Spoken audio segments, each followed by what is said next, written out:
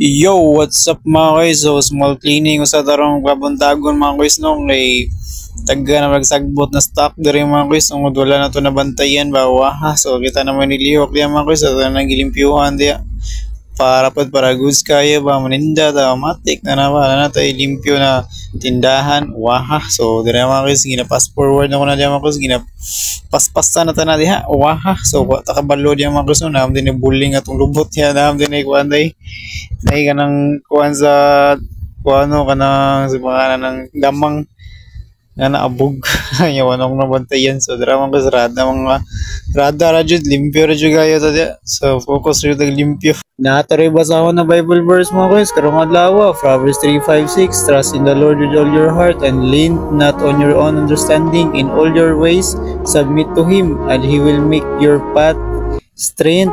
So isalig na to ni God tanan mga guys. So dili to magbuhat ato ran desisyon kay si God ri bahala sa tanan kay isalig ta niya ibaw siya na si buhaton. So kana mga guys so ta na may nakatunan ng adlaw. Thank you for watching.